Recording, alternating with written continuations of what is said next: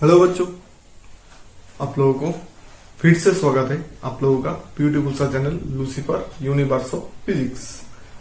मैं कौशिक शाह आज आप लोगों के लिए लेके आया हूँ Newton's law of motion part 5, जहां पर हम लोग आज डिस्कस करेंगे practical application of laws of conservation of momentum और कंजर्वेशन ऑफ एनर्जी। तो लास्ट क्लास में मतलब पार्ट 4 वाला में हम लोगों ने लीनियर मोमेंटम कैसे कंजर्व होता है वो सब देख लिया था। उसका लॉ भी हम लोगों ने डिराइव किया था। तो आज हम लोग क्या डिस्कस करेंगे, उसका एप्लीकेशंस। ठीक है। और अगर वीडियो में कोई भी डाउट होता है या कोई भी दिक्कत होती है या समझने में कोई भी तकलीफ होती है तो मुझे इस नंबर पे कॉल कर सकते हो, व्हाट्सएप कर सकते हो या वीडियो के नीचे कमेंट बॉक्स में भी बोल सकते हो। तो चलो शुरू करते हैं। और शुरू करने से पहले मैं एक बार फिर आप लोगों को बोल देना चाहता हूं कि जो मेरा चैनल पे जो लोग न्यू व्यूअर्स है, मेरा वीडियोस को फर्स्ट टाइम देख रहे हो, वो लोग प्लीज मेरा चैनल को सब्सक्राइब कर लो और जल्दी से जल्दी बेल आइकन भी प्रेस कर लो ताकि मेरा हर वीडियोस तुम लोगों तक जल्दी पहुंच सके। ठीक है। तो ज्यादा बात नहीं करते, शुरू करते हैं आज हम लोगों का Newton's law of motion part 5। ठीक है। तो आज का टॉपिक मैंने जैसे बताया था practical application of conservation of linear momentum और मोमेंटम। यहाँ पर ज्यादातर हम लोग मेनली लीनियर मोमेंटम के बारे में ही बात करेंगे। एंगुलर मोमेंटम के बारे में बाद में बात करेंगे, डिस्कस करेंगे। आज फिलहाल लीनियर मोमेंटम के बारे में ही देख लेते हैं। ठीक है। तो क्वेश्चन में हम लोग कुछ एक बड़ा सा क्वेश्चन लिख लेता हूं, वहां पर से उस क्वेश्चन में ही पार्ट वाइज आ जाएगा। जैसे प्रैक्टिकल एप्लीकेशन क्या है हम लोगों का, जब हम लोग गन से फायरिंग करते हैं, मतलब बुलेट जब गन से निकलता है तब हम लोगों का मोमेंटम कंजर्व होता है। कि जैसे बुलेट का मोमेंटम मतलब मास इनटू वेलोसिटी और गन का मास इनटू वेलोसिटी वो सेम होता है। फिर मान लो कि जैसे कि हम लोग बोट से उतर रहे हो तो हम लोग क्या देखते हैं कि हम लोग जब बोट से उतरते हैं तो बोट पीछे की तरफ चला जाता है। क्यों? वो भी लीनियर मोमेंटम से, कंजर्वेशन ऑफ लीनियर मोमेंटम से एक्सप्लेनेशन दिया जा सकता है। तो आज हम लोग वो सब देखेंगे। तो क्वेश्चन में लिख लेता हूं, एक्सप्लेन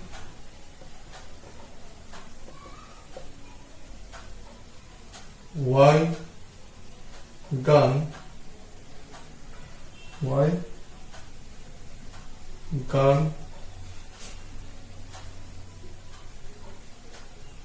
recoil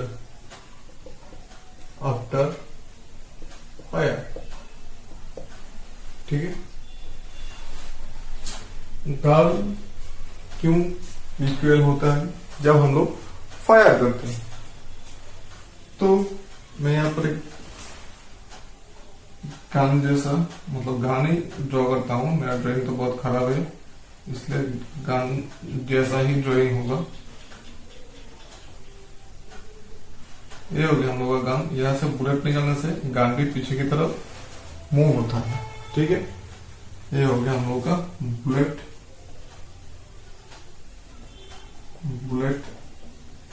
ये हो गया हम लोगों का गन। तो गन का मास पकड़ लो m है, बुलेट का मान लो स्मॉल m है, बुलेट का वेलोसिटी स्मॉल b है और गन का रिकॉइल वेलोसिटी मान लो कैपिटल B है। ठीक है। तो यहां पर थोड़ा लिख लो, let m be the mass of the gun, let capital M be the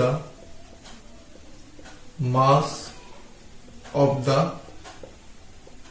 gun and small m be the mass of the bullet। ठीक है। Small m be the mass of the bullet। Before firing करने से पहले ये दोनों क्या था, rest पे था, तो दोनों का मोमेंटम क्या होगा, 0 होगा। क्यों, दोनों रेस्ट पे था, दोनों का वेलोसिटी 0 है, और मोमेंटम मतलब मास इंटू वेलोसिटी, तो वेलोसिटी 0 होने से इन दोनों का मोमेंटम भी 0 हो जाएगा। सो हम लोग क्या लिख सकते हैं, before firing both are in rest। ठीक है, सो their total momentum equal to mv plus mv equal to 0। ठीक है, दोनों का वेलोसिटी 0 है, तो इसलिए मोमेंटम भी 0 हो जाएगा। ठीक है, after firing the bullet moves with velocity, after firing the bullet moves with a velocity, bullet का वेलोसिटी क्या है, small v, and the recoil velocity of gun equal to capital V। ठीक, recoil velocity of gun equal to capital V। Then हम लोग क्या लिख सकते हैं, इसको भी हम लोग वेलोसिटी को वेक्टर दे सकते हैं, इसको भी वेक्टर दे सकते हैं। देन क्या लिख सकते हैं हम लोग, as there is no external force applied, as there is no external force applied. देखो यहां पर कोई एक्सटर्नल फोर्स अप्लाई हुआ है नहीं, तो so according to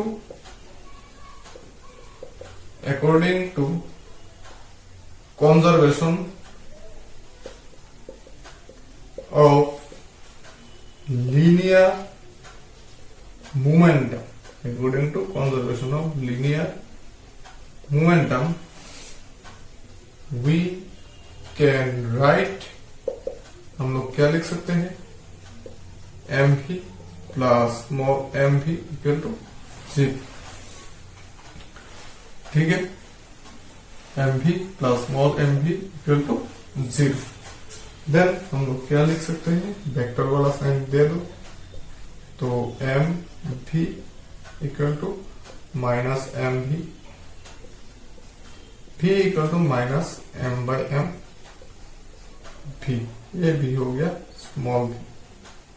ठीक, ये हो गया हम लोगों का रिकॉइल वेलोसिटी।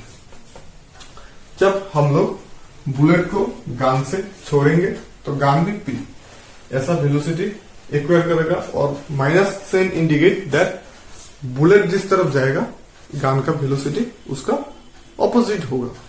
ठीक है ना, जैसे हम लोग बुलेट इस तरफ छोड़ते हैं तो हम लोग किस तरफ, मतलब फोर्स और हम लोग का वेलोसिटी किस तरफ होता है, गन का वेलोसिटी किस तरफ होता है, पीछे की तरफ धक्का मारता है, मतलब बुलेट का वेलोसिटी से ऑपोजिट की तरफ, इसलिए यहां पर माइनस साइन इंडिकेट हुआ है।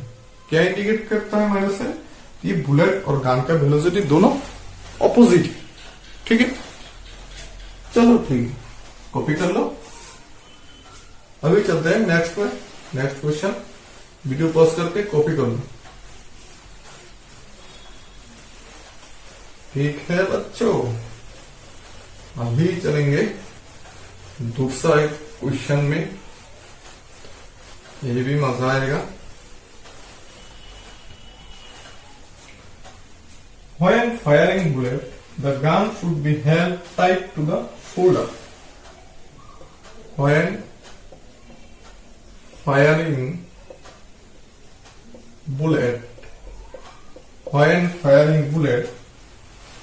the gun should be should be held tight to the shoulder. Held tight to the shoulder. Why? Question में क्या पूछा है, जब हम लोग फायरिंग करते हैं तब गन को हमारे शोल्डर के यहां पर टाइट करके क्यों लगाना पड़ता है या इसको टाइट से क्यों पकड़ना पड़ता है। तुम लोग YouTube में सर्च करने से बहुत सारा वीडियो आ जाएगा कि रिकॉइल ऑफ गन का प्रैक्टिकल एप्लीकेशन। जब तुम गन को ऐसे रख के फायर करेगा तो पीछे की तरफ पूरा वेलोसिटी आके ना मुंह तोड़ देगा, वो मुंह तोड़ देगा गन। अगर शोल्डर के तरफ से आता है तो शोल्डर टूट जाएगा, इतना वेलोसिटी से आएगा कि शोल्डर ही टूट जाएगा। लेकिन अगर हम लोग गन को ऐसे शोल्डर पे टाइट करके पकड़ के फायर करते हैं तो क्या होता है, गन और शोल्डर दोनों मिलके एक सिस्टम बन जाता है। तो एक सिस्टम होने से क्या होता है, पूरा सिस्टम का मास तब क्या होता है, इंक्रीज हो जाता है। और मास इंक्रीज होने से क्या हो जाता है, जो वेलोसिटी है, रिकॉइल वेलोसिटी, वो डिक्रीज हो जाता है। कैसे? क्योंकि mv equal to minus mv होता है। तो ये मास अगर इंक्रीज कर दिया तो क्या होगा, वेलोसिटी ऑटोमेटिकली डिक्रीज हो जाएगा, क्योंकि ये तो कांस्टेंट है। मास इंक्रीज करने से ये ऑटोमेटिकली डिक्रीज हो जाएगा। इसलिए हम लोग गन को टाइट से पकड़ के रखते हैं ताकि वो गन रिकॉइल करके हम लोगों को नुकसान ना पहुंचा। ठीक है, नहीं तो हम लोगों को बहुत नुकसान पहुंचा देता, मीन्स हम लोग डैमेज हो जाते। ठीक है, चलो देखते हैं। The recoil gun can hurt the shoulder. The recoil gun can hurt the shoulder. ठीक है, if the gun is held tightly against the shoulder, if the gun is tightly against the shoulder, if the gun is tightly against the shoulder, then the body and the gun together, then the body and the gun together will constitute one system. Together will constitute one system. ठीक है, total mass becomes large and the recoil velocity becomes small. Total mass becomes large and the recoil velocity becomes small. Recoil velocity becomes small. जैसे मैंने बोला था, पूरा system का मास increase होने से तो रिकॉइल वेलोसिटी क्या होता है, डिक्रीज हो जाता है। ठीक है, फिर आते हैं नेक्स्ट क्वेश्चन 3। नोट कर लो ये। When a man jumps out of a boat, when a man jumps out, when a man jumps out of a boat of shore, of a boat of shore, जब शोर से boat to the shore, the boat slightly moves away from the shore. The boat moves slightly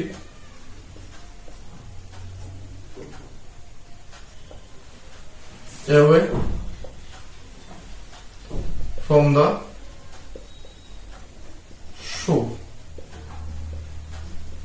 Why? क्यों? जब हम लोग boat से नदी के पार में छलांग लगाते हैं या उतरते हैं, तब जो बोट है वो नदी के पार से क्यों दूर चला जाता है? ऐसा क्यों होता है? क्योंकि हम लोग जब बोट से छलांग लगाते हैं या पार में जाते हैं, तब हम लोग बोट को पीछे की तरफ एक धक्का देते हैं, या फिर हम लोगों को जो वेलोसिटी है वो सामने की तरफ होती है। तो हम लोगों की वेलोसिटी सामने की तरफ होने से according to conservation of momentum हम लोग क्या करते हैं, पीछे की तरफ फोर्स अप्लाई करते हैं, तो बोट का वेलोसिटी पीछे की तरफ हो जाता है। जैसे कि मान लो यहां पर हम लोग ये मान लो कि बोट है, ये एक बोट हो गया। तो यहां से हम लोग छलांग लगाते हैं इस यहां पर, तो क्या होगा, बोट का मास m है, बोट का तो पहले रेस्ट पे है, तो हम लोग इस तरफ छलांग लगाने से तो बोट उस तरफ जाएगा। ठीक है ना, वही है। तो चलो इसका भी आंसर मैं लिखा देता हूं। Initially the total momentum of the boat and the mass man is 0। Initially the total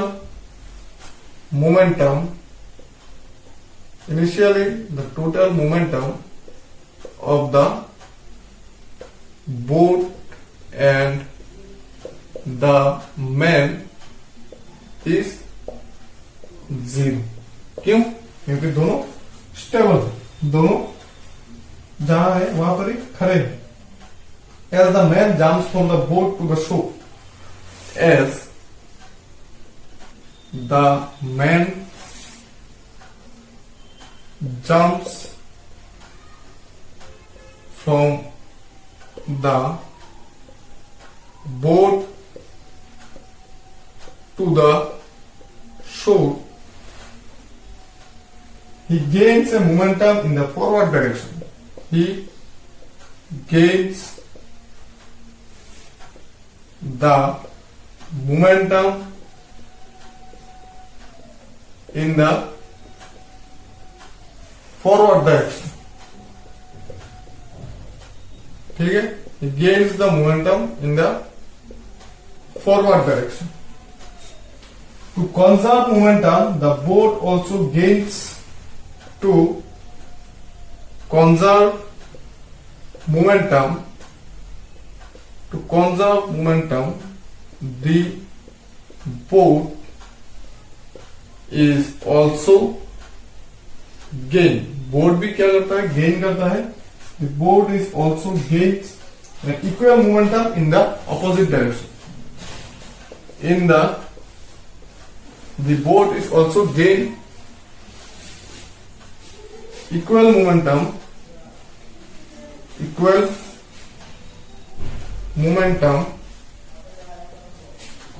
in the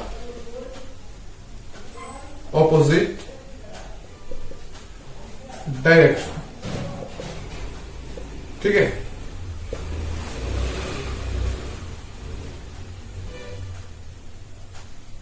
so the boat slightly moves backward। So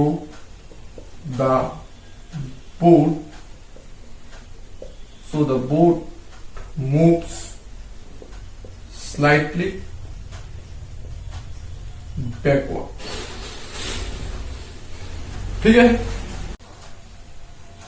ये तो मैं पहले ही बोल चुका हूं कि हम लोग जब बोट से उतरते हैं तब हम लोग बोट के ऊपर बैकवर्ड डायरेक्शन में एक फोर्स अप्लाई करते हैं और हम लोग आगे की तरफ निकल जाते हैं। तो बैकवर्ड डायरेक्शन में फोर्स अप्लाई करने से बोट का भी जो वेलोसिटी है वो बैकवर्ड पे हो जाता है। ठीक है, तो अभी नेक्स्ट क्वेश्चन देखते हैं, question number 4।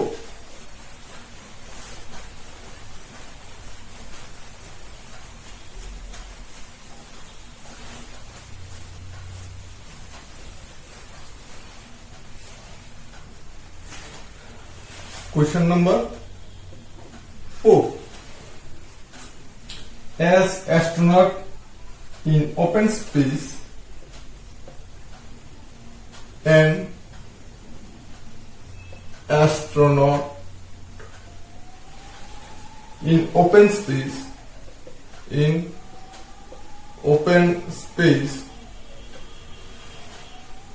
who wants to return to the spaceship, who wants to return to the spaceship, who wants to return to the spaceship, throws some object in the direction, throws some object in the direction, throws some object in the direction opposite to the direction of motion of the spaceship, opposite to the direction of the motion of the spaceship, ठीक है। Why? इसका भी answer पता होगा तुम लोगों को।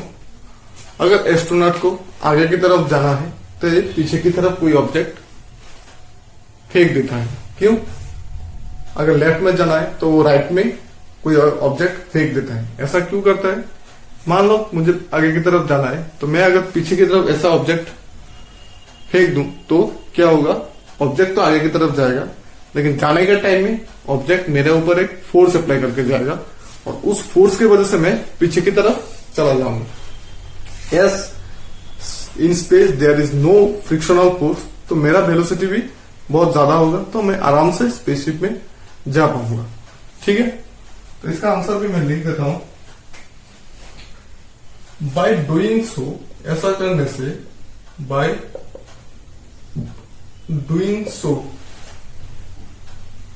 he gains a momentum equal and opposite, he gains a momentum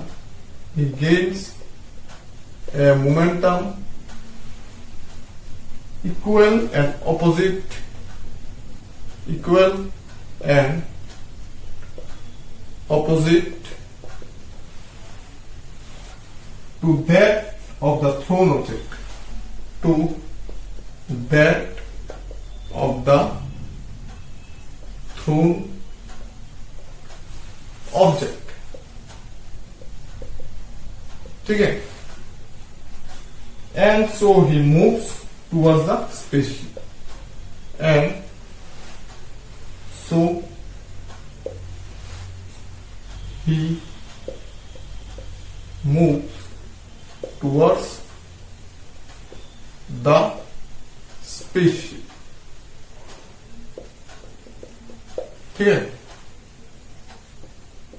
question number 5, rocket and jet planes work on the principle of conservation of momentum।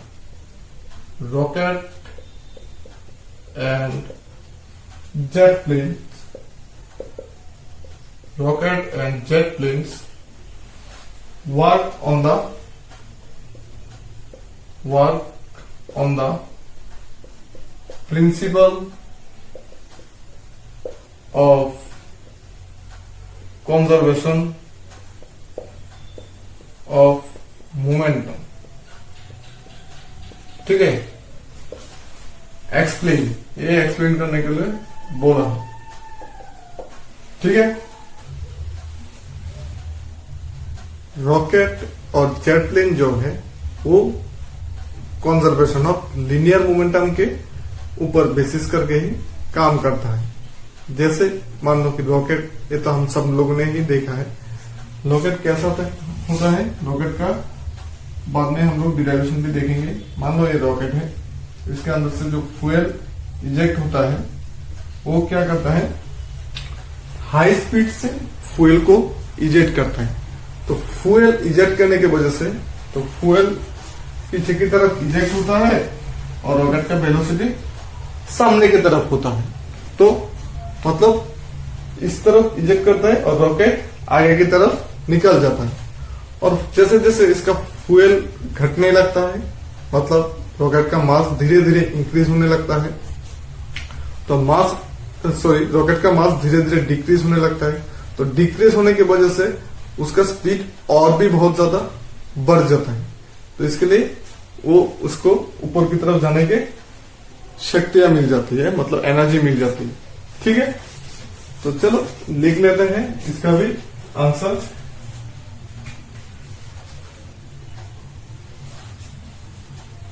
Initially, both the rocket and its fuel are at rest. Initially, both the rocket and its fuel is at rest. ठीक है, their total momentum is 0. Their total momentum is 0. ठीक है, for rocket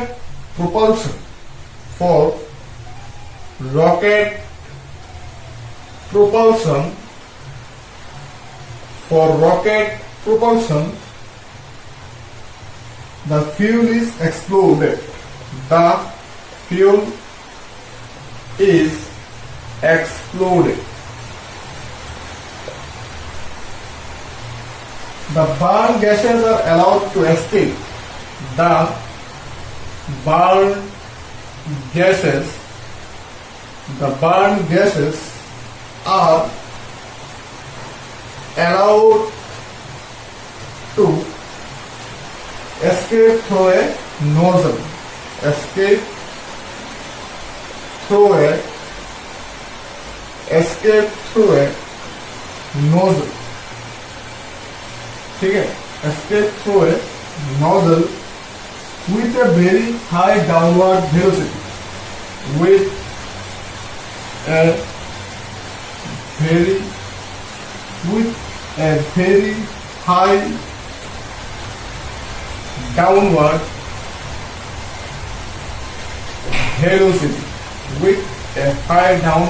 velocity. The gases carry a large momentum in downward direction. The gases carry large momentum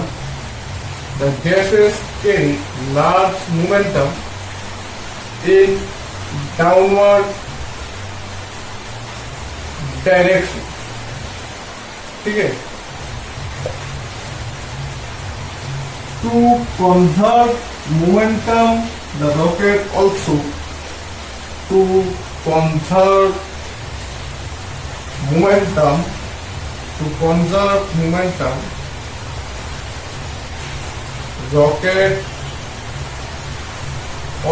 rocket क्या करता है, सामने की तरफ निकल जाता है। Rocket also acquire the equal momentum. Rocket also acquire the equal momentum in forward direction. Forward or upward, in upward direction. ठीक है, and hence start moving upward. And hence start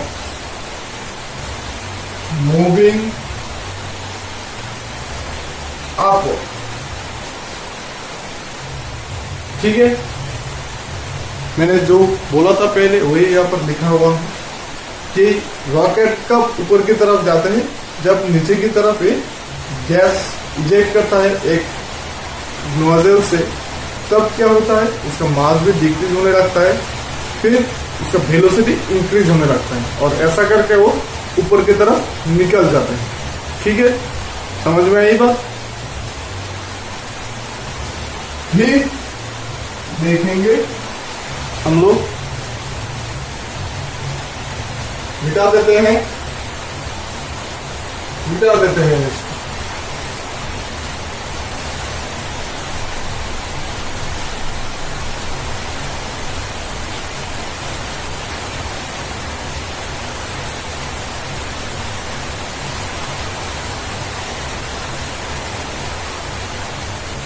अभी बात करेंगे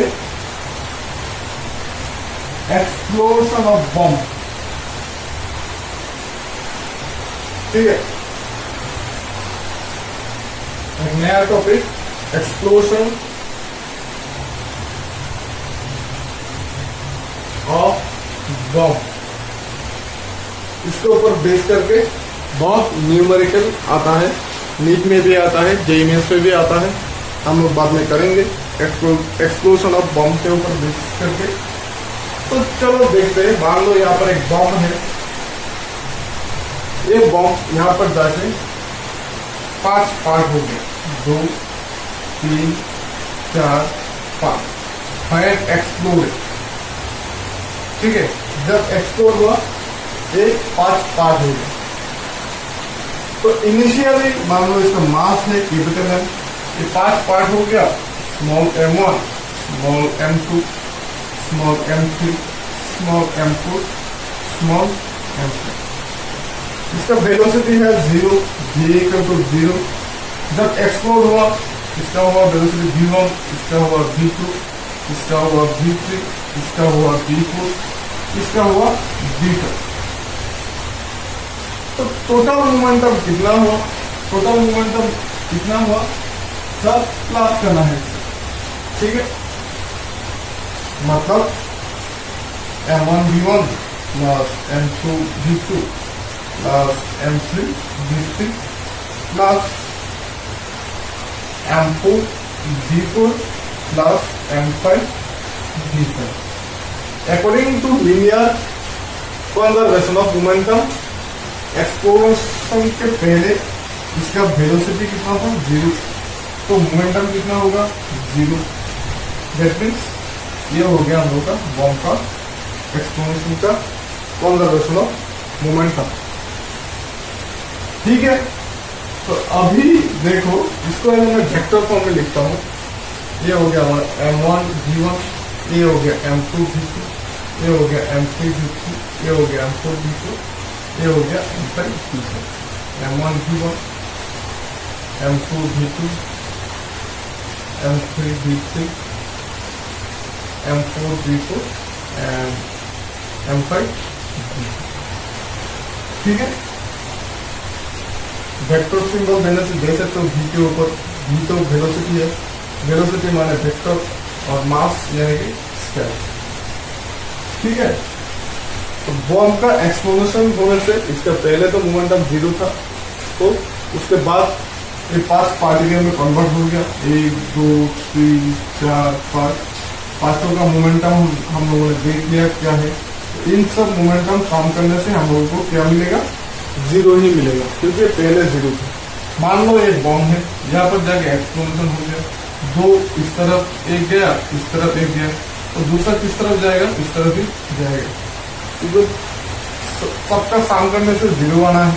तो ये इस तरफ जाने के लिए मतलब इसको इस तरफ ही जाना पड़ेगा, क्योंकि इन दोनों का रिजल्टेंट चार्ज से होगा, इस तरफ होगा मोमेंटम का, तो ऑपोजिट में इसका अब जो है वही होगा, तभी जाके इसका अल्टीमेट सम करने से हम लोगों को 0 मिलेगा। जैसे मान लो इसका मोमेंटम P1 है, इसका मोमेंटम P2 है, दोनों का रिजल्टेंट इस तरफ है, मतलब P1 प्लस P2 मान लो इस तरफ है, तो हम लोग ऑपोजिट में P1 प्लस P2 होना है, तब जाके हम लोग को क्या मिलेगा? सेंटर में 0 मिलेगा, मीन्स ये वाला मिलेगा।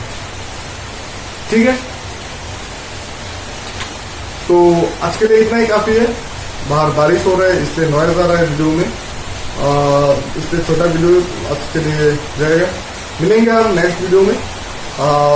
अगर मुझसे हो पाता है तो मैं आज और एक वीडियो अपलोड कर दूंगा, जो हम लोगों का रॉकेट के टॉपिक के ऊपर बेस करके रहेगा। एक्चुअली मुझे भी मतलब थोड़ा बुरा लगा है। मैंने सोचा था कि रॉकेट के टॉपिक इस लेक्चर में ही डाल दूंगा, तो अभी तो मतलब नॉइज भी आ रहा है, बारिश भी हो रही है बहुत तरह, तो इसलिए मिलते हैं नेक्स्ट वीडियो में। जितना जल्दी हो सके मैं उतना जल्दी नेक्स्ट वीडियो अपलोड कर दूंगा। तब तक के लिए टाटा। ये सारे चीज अच्छे से सब करो, कॉपी करो और नेक्स्ट वीडियो के लिए वेट करो। टाटा।